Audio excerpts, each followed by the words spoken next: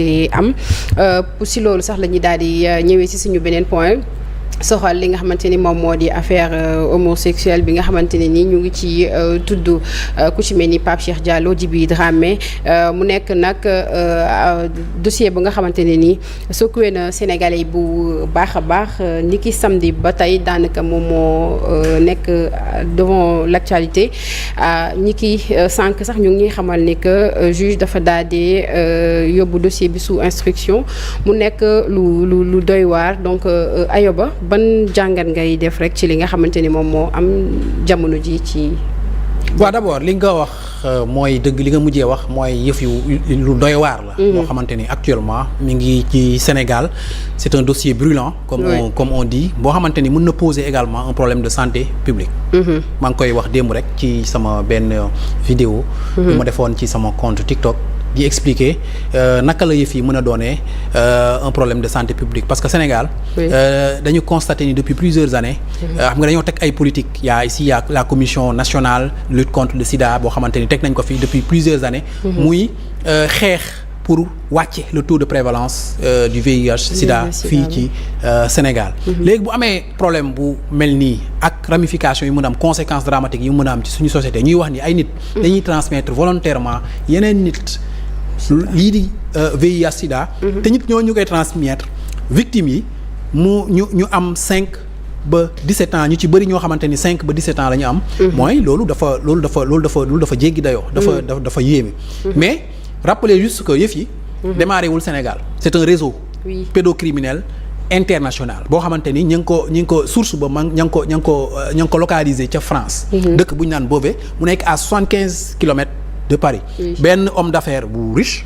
bu ñuy wax Pierre Robert nga xamante ne am na fa ay immeuble foofu ci Beauvais am na fa ay hôtel am na fa ay restaurant donc bëri na xaalis moom moo doon fay ay nit constituer réseau ci ay dëkku Afrique yu bëri dont Sénégal boo xamante ni il était vraiment fréquent ici pour ñoom ñuy tëddee yàqataan ay xale yu ndaw d'abord muy ay mineurs di leen transmettre virus di ko filmer vidéo di ko yónnee moom d'accord léegi ñaari structures yi françaises yi muy office national des mineurs muy OFMIN nga xamante ni ma nga ca France ak office de répression de traite des êtres humains muy OCTEC bi nekk fii nga xamante ni mooy France ñoom ñoo mené une enquête de plusieurs mois balaa ñuy teg loxo kooku nga xamante ni mooy Pierre Robert le 1er avril 2025 le 1er avril 2025 lañ ko jàpp moom ak ñeneen ni présumé complice am dont André Bernard kenn koo xamante ni ñëpp xam nañ ko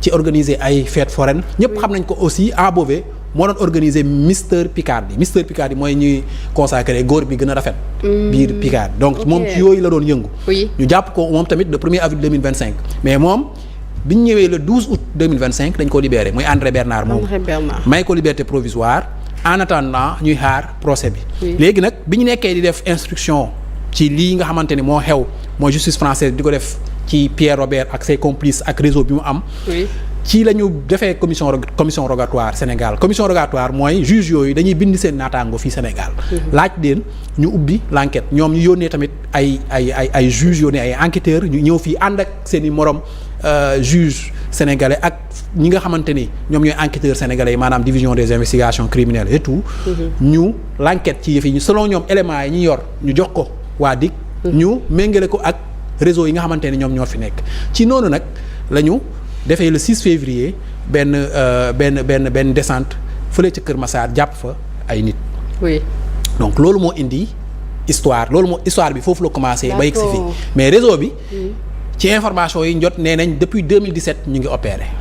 réseau Pierre Robert depuis 2017 mi ngi opéré Sénégal mi ngi opéré feneen ak feneen. 50 000 vidéos la justice française teg ci ay loxoom bi mu defee perquisition fii nga xamante ni mooy seen bërëb yi ñu doon nekk ñoom Pierre Robert rek complice am yi mu doon àndal. 50 000 vidéos 50 000 vidéos yi li ci nekk mooy li ma la nettali léegi mooy ay xale yu ndaw yu ñu doon tëddee ay mag yu ñu doon tëddee di leen transmettre virus du sida parce que nee nañ moom loolu moom moo koy jox bégte. loolu mooy vice moom da ci doon fay. xaalis bu bari daf ciy fay xaalis bu bari pour jouir. ok donc loolu ay imaginez plus de 50 000 vidéos. et 150 victimes dénombrées 150 victimes yu ci bari ñu ngi fii Sénégal sont âgés pour la plupart comme ni ma la ko waxee léegi ay xale la ñu ndaw. xam nga xale bu am juróomi at lan la xam. dara nga jàpp ko def ko esclave sexuel te de ko transmettre ko virus ku am 10 ans ku am 14 ans ku am ba 17 ans mineur la dans la loi le mineur n'a pas de consentement maanaam mineur amul lu muy bëgg ak lu muy bañ. soo ko tëddee même su fekkee da nga waxtaan ak moom d'accord nga tëddee ko amul yow yaa ko violé amul consentement dans la loi. noonu la ko loi bi protéger mineur. c'est-à-dire amul consentement donc non seulement am na viol sur mineur am na acte de pédophilie.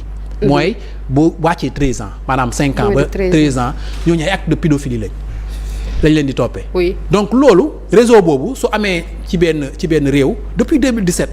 muy opéré ñuy transmettre ay nit volontairement le VIH ak tey jii fii Sénégal perception bi ñu am ci VIH sida nga xam ne ku ko am sax doo bëgg a partager. parce que la première chose bi nga xamante ni tey jii mooy permettre les autorités sanitaires les autorités étatiques ñu maîtriser le taux de prévalence. mooy le partage mooy ñi ko am. ñu dem dépister d'abord dañuy dem dépister wu. ñu nangu ni dépister boo ko amee nga nangu koo partager c'est-à-dire nga nangu tey jii dem ñu suivre la. nga wax ni tamit yow mii da ngaa am li nga xamante ni mooy feebar bi pour mën a préserver ñi nga xamante ni tey jii ñooy sa entourage ak ñi nga mën a jëflanteel ñëpp. mais tey jii dañu nekk ci dëkk boo xamante ni ku am sida ni ñu lay xoolee. bokkut ak ni ñuy xoolee keneen. loolu rendre na difficile liggéey bi nga xamante ni tey jii les autorités sanitaires yi nga xamante ni ñoo yor en charge cette question là. dañoo am ay jafe-jafe yu bari. léegi nag ñi nga xamante ni ñooy topp ñoom la ñuy peut-être recevoir ci hôpitaux yi rek la ñuy mën a topp. taux de prévalence bi nag Sénégal mi ngi wàcc depuis plusieurs années. mais ak question bi problème bi am nii. nga xamante ni tey jii mën nañ koo wàll nit mu dem wàll ko tout son entourage wala mu dem wàll ko ñeneen ak ñeneen xamul te moom sax xamul ni mi ngi ak jàngoro bi looloo ci garaaw. parce que moom sax du xam ni mi ngi ak jàngoro bi. xale bu am juróomi at wala xale bu am fukki at nga jàpp ko tëddee ko bàyyi ko mu dem xamul sax ni moom mi ngi ak jàngoro bi. mu dem di jonjoo ak ñeneen. wàll leen ko ñooñu di ko wàll keneen. c'est-à-dire chaîne bi pour nga topp ko ba daal di koy maîtriser xam nga ni c'est quasi impossible. fekkee depuis 2017 la affaire bi commencé. c'est quasi impossible moo tax. tey jii c'est un problème de santé publique. tey jii li ñu war a xool mooy naka la ñuy organiser ay dépistage massif. nit ñi dem dépister wu parce que comme ni ma la ko waxee léegi.